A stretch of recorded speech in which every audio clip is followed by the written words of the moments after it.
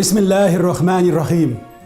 Mehurban hem muhabbet iyesi bulgan Allah ismi bilen ihtibarıgızga Başkistan Tatarları Milli Medeni Avtonomiya programmasını takdim etemiz.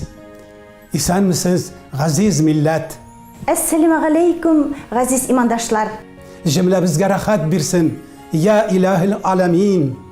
İlahi yazgı kıyaşının bellir süngülerinden şыңlı tamşılar tamgan mezgilde biz sizne İhlas Meşitibizning televizyon studiyasında selamlayız. Hayırlı saatte, izgi niyette, hürmetli tamaşaçılar.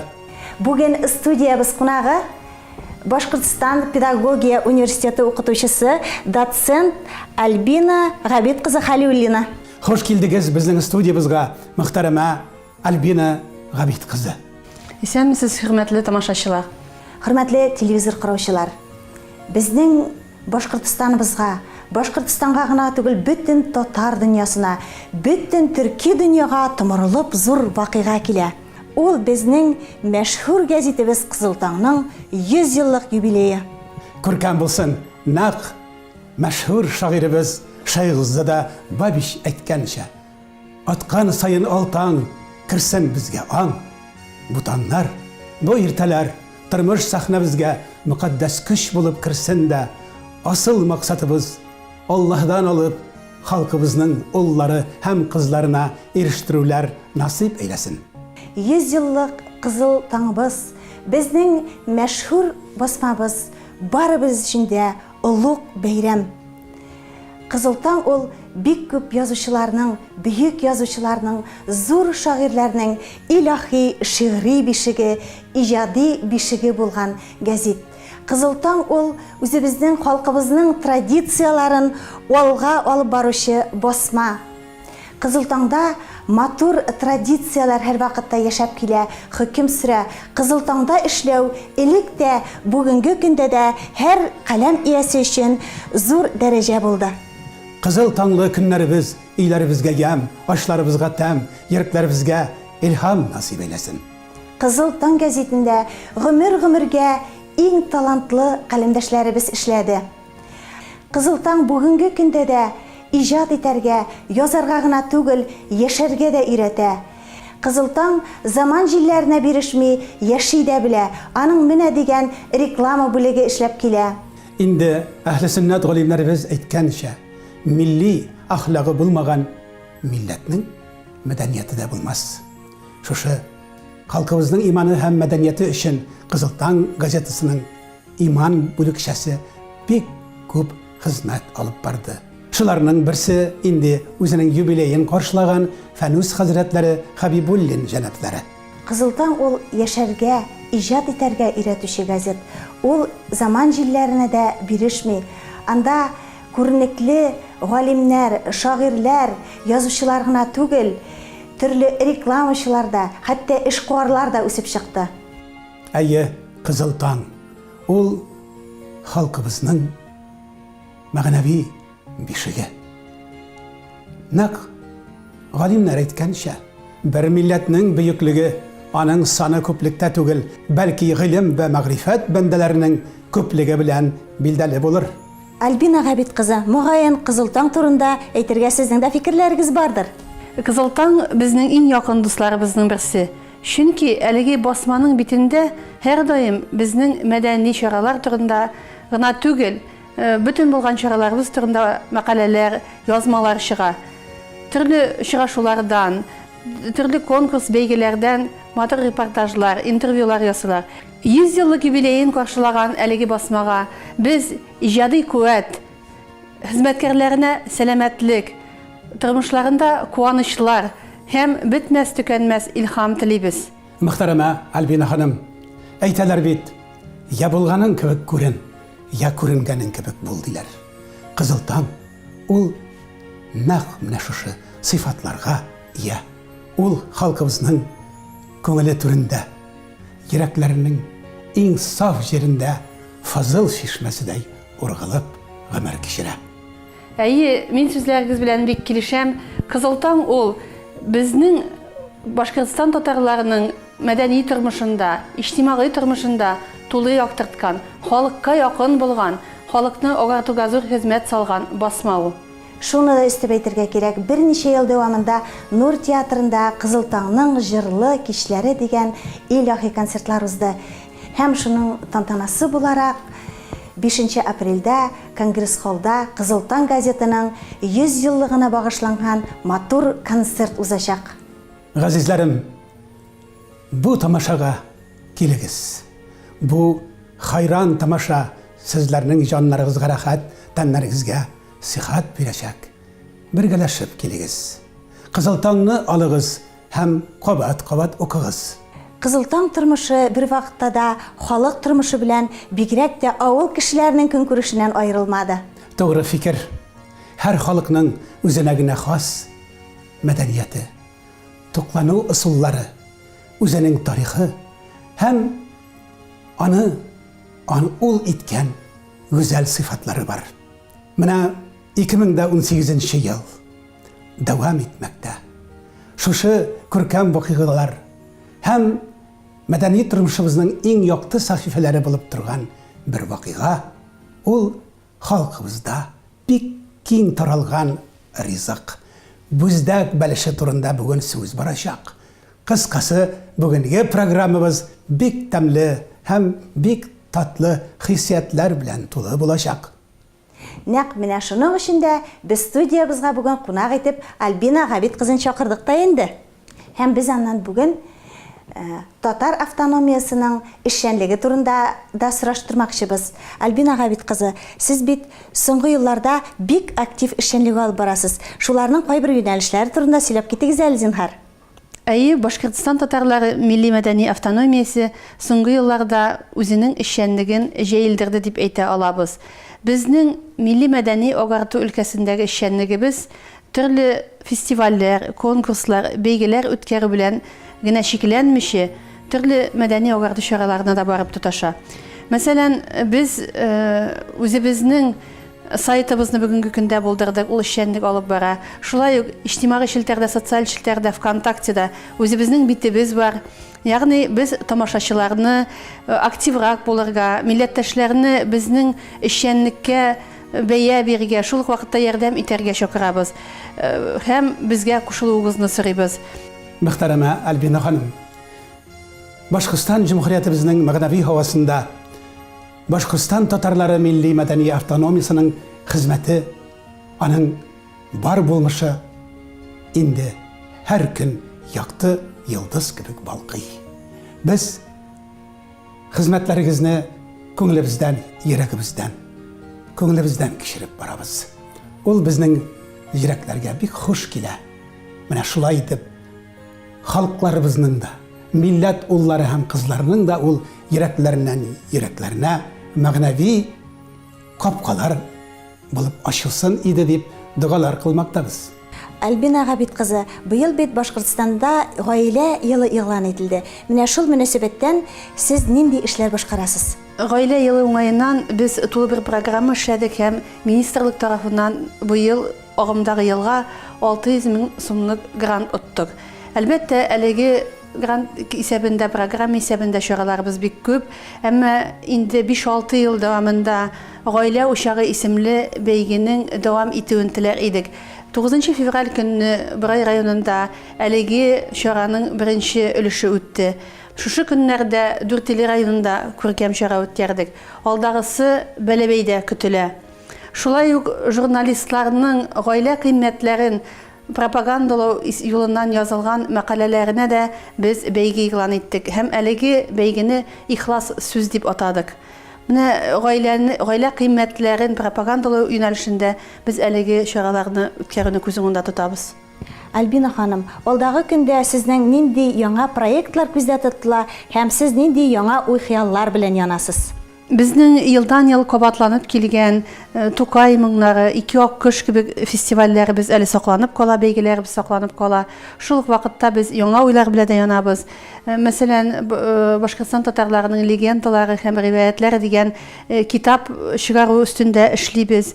Шул ук вакытта быелгы елның иң зур чагу чарасы буларак без Бәлеш бәйрәмен атар идек.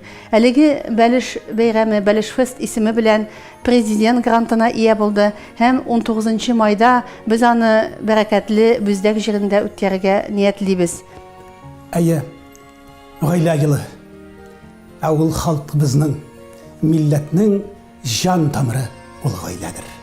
Гаиләне гәүдәләндерүче бик күп сыйфатлар бар. Әлбәттә, ул аның туклану рәвеше. Менә бәлки шуңа күрәдер дә республикабызда тәме һәм мөбарәк исеме таралган Бүздәк Бәлеше безнең күңелләребездә. Күптән түгел безнең студиябызда ашсу остасы Зөһрә Исламова нәкъ менә шул тәмле милли бәлешне пешереп күрсәтте дә инде. Әйдәгез әле аның эшләгән эшләрен күздән кичерик.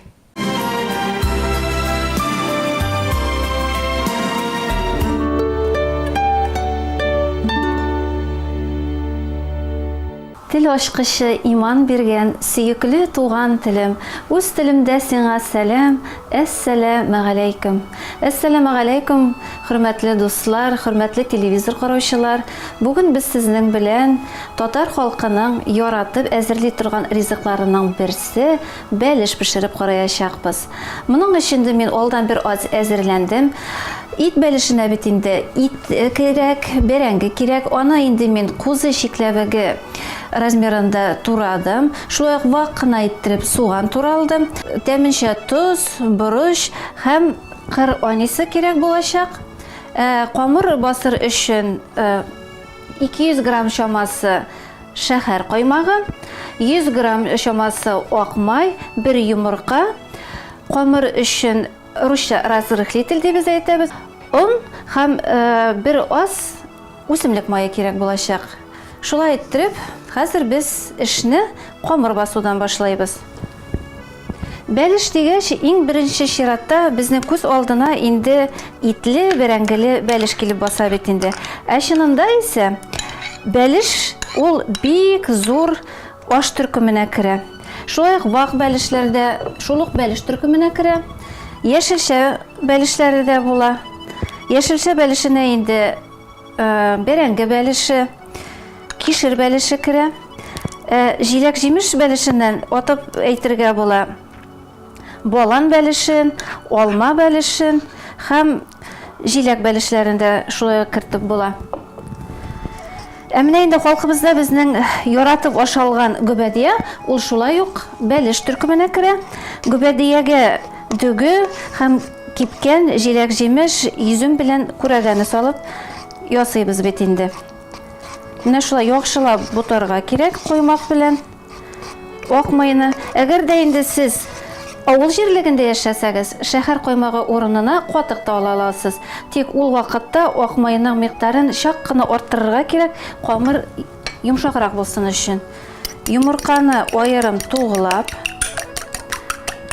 әз генә бер чеметем генә туз салып,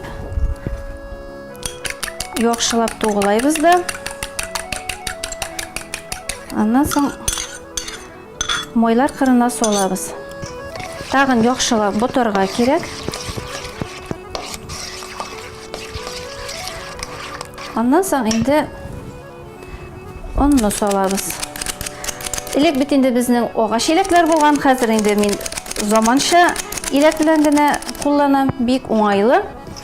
Бәлешнең тарихы ул бик борынгыдан килә. Татар халык ашларының килеп чыгышы тарихы безнең борынгы ата-бабаларыбызга Болгар дәүләтенә барып тоташа. Безнең ата-бабаларыбыз кош-корт, мал-туар асрап, хуҗалык иткәнлектән, алар бер вакытта да иткә, сөткә, йомыркага кытлык кичермәгәннәр. Шуңа күрә бәлешне дә төрле-төрле итеп ясаганнар. Тарихка кирип киткәндә, Иван Грозный чорында ук безнең татарлар рус пешекчеләрен өйрәткән дигән фараз яшәп килә.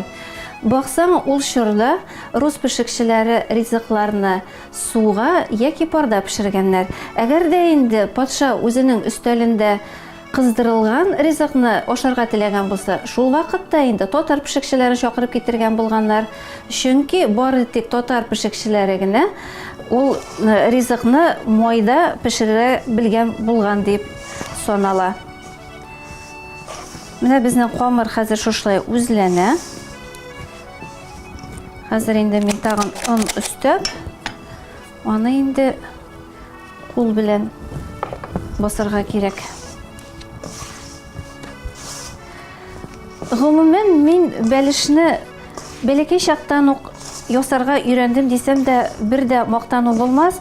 Чөнки безне дәвани карамагында үстек. Әниләр, әтиләр көне-төне эштәләр бит инде. Шуңарга күрә безне нәнәй бәләкәй чакта үзе янына чакыра иде. Бәлеш пешерә башласак, ул кызым киләле, әйдә ярдәм ит, бәрәңге әшер дип әйтә торган иде. Бәрәңге әшергә өйрәнгәч инде, аннан соң бәрәңгене менә шушлай ваграк иттереп турырга кирәк, артык ире булмасын дип өйрәтте. Аннан әкренләп камыр басырга да куша башлады. Шулай иттереп үзең күреп, үзең тотып эшләгәч, ул инде үзеннән үзе ничектер өйрәнәсең. Шуңа күрә үземнең кызларга да бәләкәйдән ук 3-5 яшьлек чакларыннан ук инде мин шушындый камыр ашлары әзерләгән вакытта үз яныма алырга өйрәттем. Аның инде бары тик файдасы гына, чөнки бәләкәйдән үк күреп үскән, ул бер вакытта да онытылмый. Хәзер инде без камырга 2 аш кашыгы үсемлек мае салабыз. Бу камырны йомшарта һәм шулай ук тәмле булып чыгар өчен эшлим мин моны. Тагын яхшылап басабыз. Басканнан соң чак кына тагын он өстәргә кирәк. Камырны басып беткәннән соң 15 минутка суыткычка алып куябыз. Суыткычка алып куйгач, камыр үзләнеп, ул үз формасын яхшыртып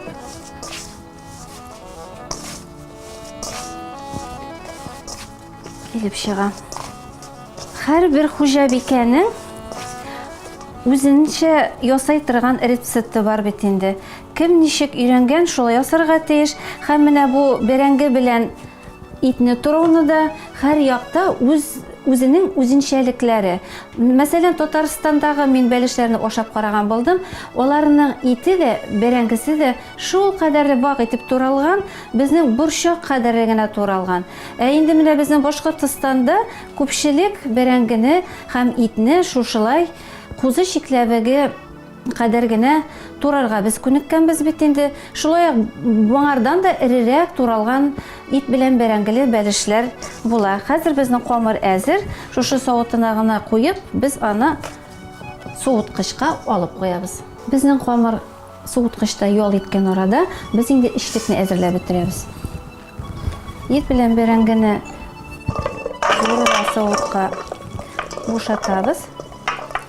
Шулай ук әйтеп үтәсе килә, ит белән бәрәңгенең чагыштырмача бергә кушылышы, безнең якта бәрәңгене чак кына иттән күбрәк салалар. Моның да үзенә күрә сире бардыр дип уйлыйм. Чөнки ите күбрәк булса, бәлеш артык тәмле булмай.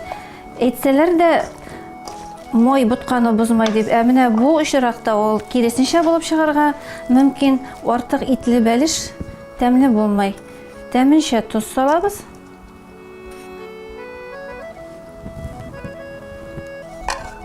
Шулай ук тәменчә генә кара борыш. Һәм инде минем бәлешнең сире ул кыр әнисе. Кыр әнисен без сазлык җирләрендә, уйсулык җирләрендә җыябыз. Ул инде июль азакларында өлгерә. Аны җыеп киптерәбез дә, менә шушы ит бәлешенә кулланабыз. Ул бик тәмле, үзенчәлекле ис чыгара һәм шулай инде вак кына итеп туралган суганны кушып җибәрәбез һәм яхшылап бутыйбыз. Итнең инде әлбәттә майлырак җирен алсагыз яхшырак була. Ит бәлешенә шулай ук сарык ите дә кулланылган, сыер ите. Шулай кушкорт итеннән дә бәлешләр еш ясаганнар электән үк. Менә каз итеннән бәлешне күпчелек инде каз өмәсеннән соң ясаганнар. Инде сыер итеннән ул инде авылларда, сугын суйган вакытларда кышкылыкка пешерелгән. Хәзер инде без, Аллага шөкер, мул заманда яшәйбез. Бәлешне инде үзебез теләгән вакытта пешерә алабыз. Менә ул бәлешнең пешереп бергә гаилә белән утырып ашау, ул үзе гореф-гадәтләрне саклауга бер өлеш кертә дип уйлыйм мин. Чөнки ул пешкән бәлешне бергә җыелып ашагач, аны янына самавыр чәе дә кайнатсаң, ул бигрәк тә тәмле, хуш исле булып чыга. Хәзер инде эшлекне бәлешнең тышына, камырына төрәбез. Камырны инде без суыткычтан алып куйдык.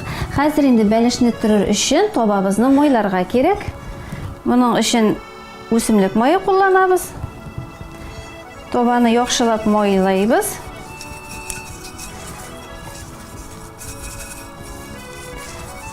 Булды, табабыз әзер. Хәзер инде камырны алабыз. Камырны әзрәк әвәләйбез дә икегә бүләбез. Бер өлешен инде камырның капкачына, бер өлешен бәлешнең эшлеген салыр өчен әзерләйбез.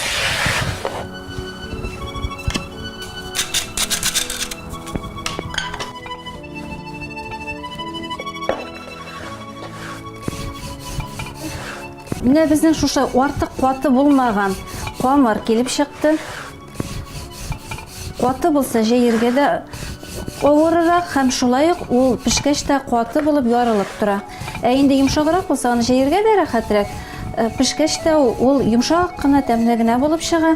Камырны артык калын да, артык юкада әйтмәенчә генә җәергә кирәк. Бер 3 мм, 5 мм шамасы түгәрәк кенә әйттереп, матур гына әйттереп җәябез дә, аннан соң аңарга эшлек салабыз. Мин әле менә камыр җәйгәндә исемә төште минем беренче тапкыр ничек иттереп тукмаш кискәнлегем. Ул вакытта мин бер 5-6 классларда булганмындыр инде. Аш кайнап утыра, әнинең эштән кайтыр вакыты җитте. Миергә нәнәем тукмаш кисеп карайлы син кызым диде. Ул шулай иттереп үзенчә хитрелешкән булгандыр инде. Тукмаш җыеп куялы кызым диде дә үзе чыгып китте. Үзе чыгып китте дә хәзер миергә бит инде нәнәй кушкач эшләргә кирәк. Башта хәтерләдем инде ничек ул эшләгәнен. Бастым камырны. Аның күбрәк җибәргәнме? Камырны бер ничек тә җыеп кенә булмай. Шуннан нәнәй килеп керде. Нәнәй килеп кергәч инде өйрәтте. Кызым, аның күбрәк салгансың. Бушка вакытта ул чаклы аның күп салмады инде. Менә шул беренче тапкыр үз кулым белән үз аллы эшләнгәч, ул инде гомерлеккә хәтердә калды. Шулай да тукмашны җәеп, кисеп, өлгерттек әни кайтуына аш пешкәнгә, пешерүне. Менә шушы юка гына әйттереп, түгәрәк кенә әйтеп кистек. Хәзер без инде аны табага салабыз.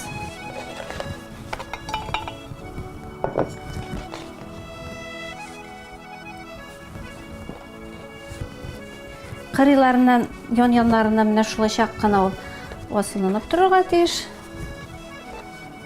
Һәм солгыч. Хәзер эшлекне салабыз.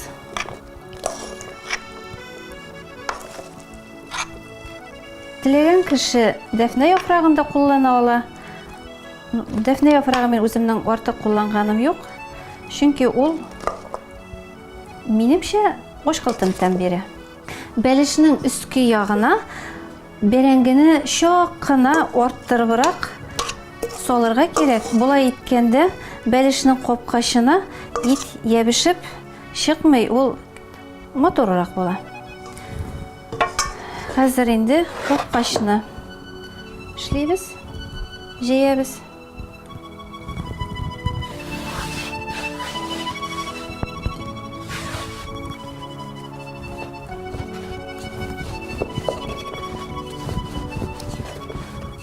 Капкачны да шулай юка гына иттереп, түгәрәк кенә матур гына иттереп җәябез.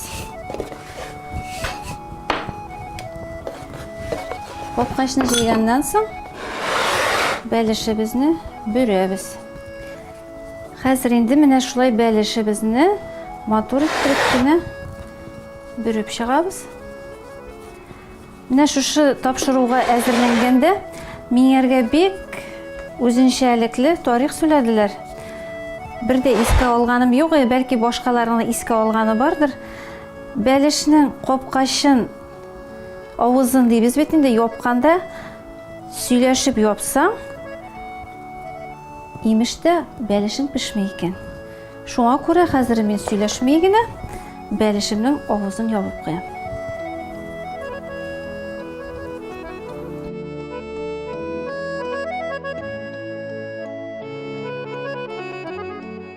Менә хәзер бәлешнең авызын яптык, аны инде һәркем үзе белгәнчә матур иттереп бөреп чыгабыз. Һәм минем инде әйтәсем килә, һәр хуҗабикә үзенең табасына өйрәнгән булса да, бәлешне калын төпле табада пешерсәң, ул әйбәтрәк була. Хәзер инде безнең бәлешебез әзер. Аны 180-200 градуслык җылылыктагы мичкә 2 сәгатькә пешерергә куябыз. Бәлеш ярты сәгать торгач, бераз кызарып йөзе килгәч, фольганы җыртып алып, аны өстенә каплый аласыз.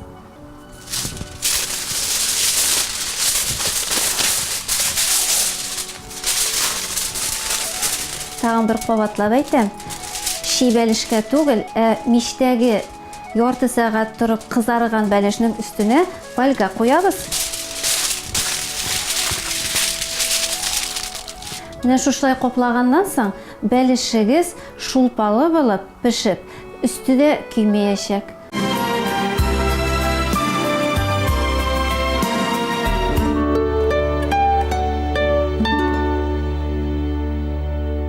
Хөрмәтле тамашачылар, җырларда җырланган, әкиятләрдә сөйләнгән Бүздәк бәлеше. Без үткән елны Бүздәк район мәркәзендә бу бәйрәмдә катнаштык. Һәм Бүздәк бәлешеннән авыз иттек. Һәм аның пешерү ысулларын, серләрен дә өйрәнеп кайттык. Менә мәсәлән, берсе. Бәлешкә төрле итләр салынса, сыер, сарык, каз, үрдәк, бераз тавык ите дә кушылса, бу тагы да яхшырак була имеш. Ул асылында шулай. Ләкин тагыдан инде серләре бар.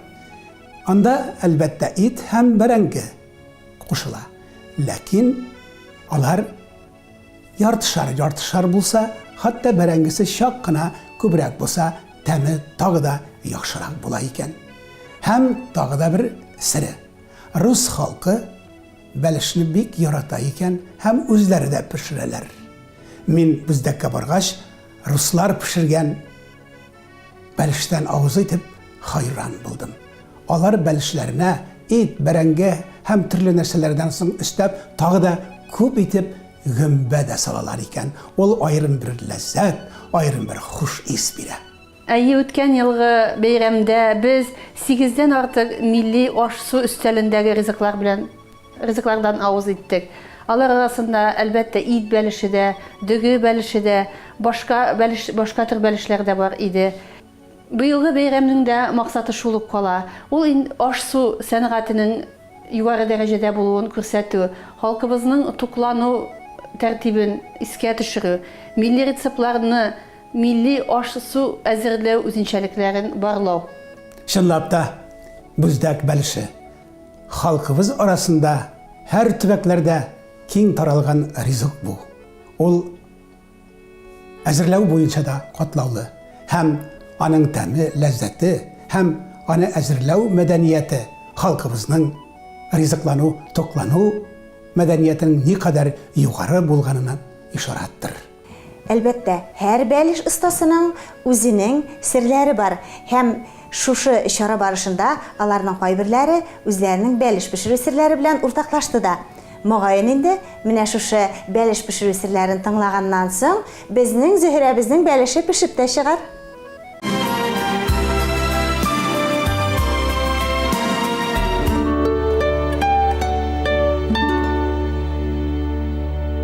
Her bir halk özünün yüreği, muhabbeti yasagan, sağlık yasagan şunun için meytim. Her belişten de özünün var bir sıfatı. Bütüsü de temli. Біздің халықта бітінде шында ете тұрған сөздер бар, Алла күшмаған іш yok деп. Бұл біріншіден көңіліңні саласың, екіншіден бисмиллаларыңны айтып, матур етіп, Алла күш сайбет бұлар әлі десең, шылай келеді шыға ол бисмиллалар білән. Ең тәмні бәліш. Бәлеке шақта оқтығы исте қалған тіге ең тәмлі бәліш, ол тіге молларыны суйғаннан соң, тіге мол шәгелерінен тіге эшләнгән бәліш. Минем үшін менә шул бәлеке шақтан исте қалған, һәм минем шушы ең яратқан бәлішім шул бәліш. Мясо должно быть разных сортов, чтобы он получился вкусным. Обязательно нужно добавлять укроп немножко сухой, вот он тоже придает вкус оригинальный. Анысы инде үзебездә кала, сире бар. Бөтен күңелеңне биреп эшләргә кирәк аштыга. Biz күрдек мастер-класс, ягъни бәлеш әзерләү осталык дәресе. Монда чынапта иң беренче гаиләдә өйдә тынычлык булырга тиеш. Һәм шушы тынычлык эчендә аңлашып, күңел биреп салынган пешкән аш һәр вакытта да ул туклыклы һәм бәрәкәтле була. Без шуңа инандык.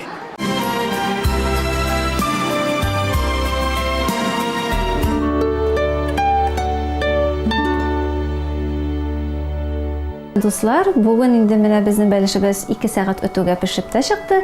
Хәзер инде без аны кисеп, ашып карыйк.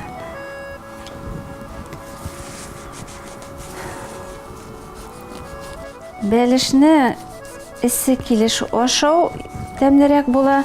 Шулай ук бәлешне пешеп чыккач та аны ашмасаң, аның чак кына тәме үзгәреп китә. Шуңа күрә инде эссе чагында бәлешне ашып ашасаң, әйбәт була. Капкачында менә шулай бәрәңгеләрен, итләрен чак кына төшерәбез. Менә шулай пешкәч, кашык белән алып бутарга кирәк. Шулпасы белән бергәләп. Аннан соң инде тәрилкәләргә салып, эшлеген өләшәбез. Эшлеген әзрәк алганнан соң бәлешнең төбендә кисеп, һәрбер кешегә бүлеп бирәбез. Хәзер инде кунакларны өстәл янына чакырсак та була.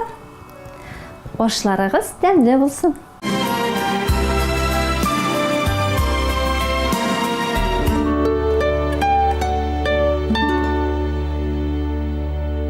Hörmətli tamaşaçılar, özünüzə məğlum.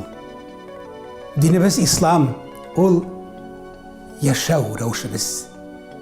Həm bizning rizqlanu, to'qlanuimiz da islomiy qoidalarga bəyli. Endi balish pishiruvning o'z usuli, o'z qoidalari bo'lgan ko'bik, ani oshov, aning bilan to'qlanuning da qoidalari bor.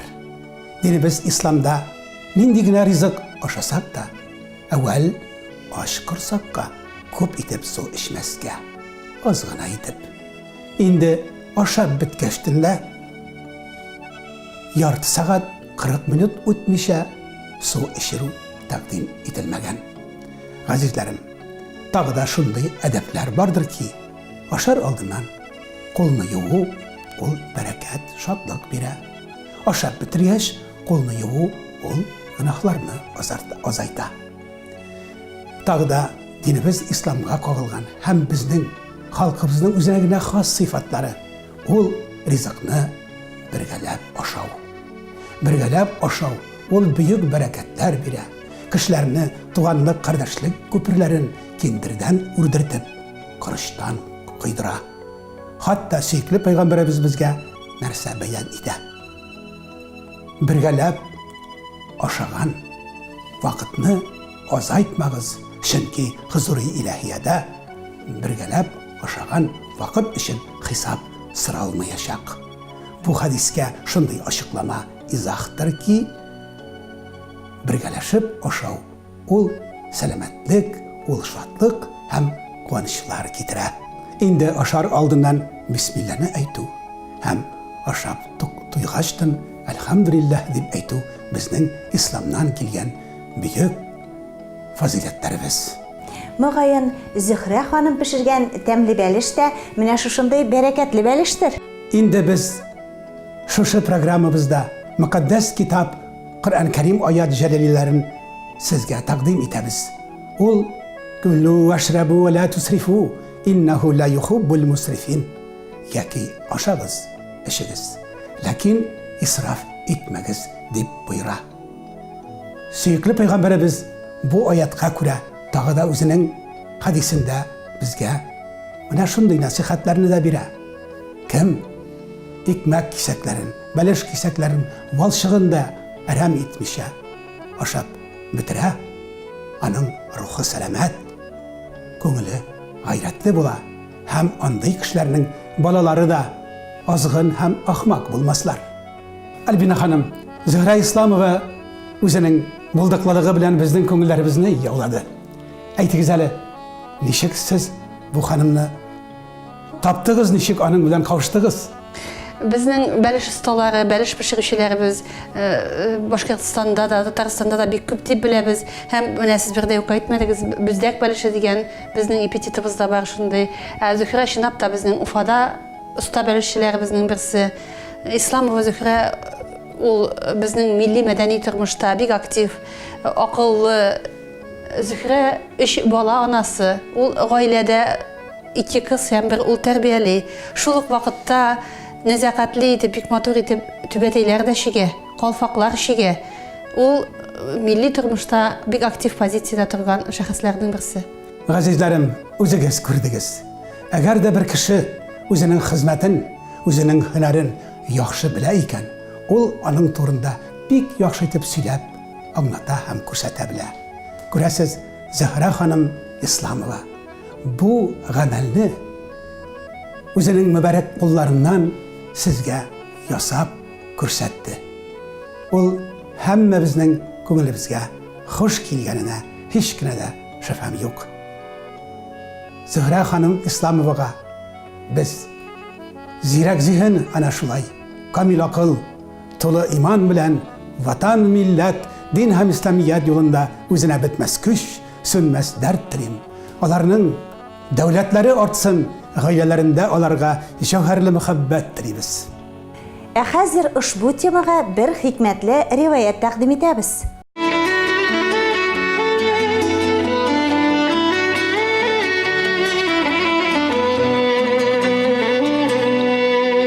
Ушбу риваят сынау дип исемләнгән. Хак Субхана ва Тағала хәзрәтләре 10 фәрештәгә җитәкче итеп Җәбраил алейһиссәламны куйды. Бу фәрештәләр зур гынахлар кылган кавымнарны харап итергә барганда, кешеләр кыяфәтенә кирип Ибраһим алейһиссәламны сынарга булдылар. Барысы да ап-ак киемнәргә киенгән иделәр. Ибраһим алейһиссәлам буларны күргәч фикер тотты һәм үз-үзенә гаҗәеп. Бу кунаклар ерактан килгән дисәм, киемнәре кирләнмәгән, ап-ак, якындагы кешеләр дисәм, инде мин аларны таныр идем дип фикерләде дә, бер сарыкны суеп, аш пешерде һәм табынга китереп куйды. Ягыз кунаклар, авыз итегез, ашагыз, сыйланыгыз, диде. Шуннан соң булар безнең ғөреф-гадәтләребез шундый, ашның, ризыкның бәясен белмичә ашамыйбыз. Бәясен әйт, хакын әйт, диделәр. Ибраһим алейһиссәлам, ашагыз, ашагыз, сыйланыгыз дип кабат-кабат әйтсә дә, алар үз сүзләрендә тордылар, ашамыйча тордылар.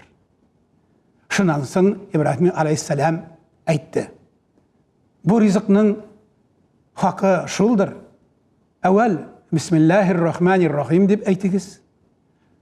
Ахырда әлхәмдүлилләһ дип әйтерсез, диде. Шуннан соң фәрештәләр: "Эй Ибраһим, без бит фәрештәләр, без ашамыйбыз.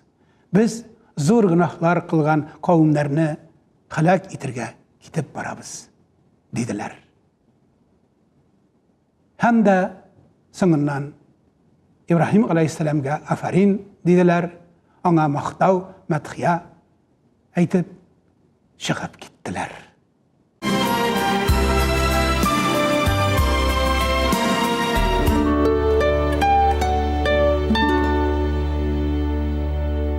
Газизләрем, иңне иңгә куеп, көчле дулкын булып, Башкортстан татарлары милли мәдәни автономиясының программасы бүген сезләргә. Башкортстан татарлары милли мәдәни автономиясының рәисе, дәүләт корылтай депутаты Мөхтәрәмә Рима Амир кызы Утяшеваның җитәкләүе белән алга бара. Без бу күркәм гамәлләрдә уңайлы юлдашы булсак иде дип дугалар кылмактабыз. Газиз милләт, бүгенге кунакларыбыз Альбина Габид кызы һәм Мөхтәрәмә Зәһрә Исламовага рәхмәтләребез бик бөек. Әлеге чыгышуга чакырган өчен сезгә олы рәхмәт һәм шул уңайдан файдаланып, әлеге милли мәдәни автономиясе исеменнән чыгып килүче тапшыруны оештыру редакциясенә һәм әлбәттә әлеге күркәм алып баручыларга олы рәхмәт сүзләрен җиткерәбез. Хөрмәтле тамашачылар, сезгә кәефле, шат гомер телибез. Табыннарыгыз мул булсын, күңелләрегез саф булсын һәм ашаган ризыкларыгыз да бәрәкәтле һәм милли булсын. Шуның белән безнең бүгенге чыгарылышыбыз тәмам. Гаиләләрегез имин, табыннарыгыз сыйлы булсын.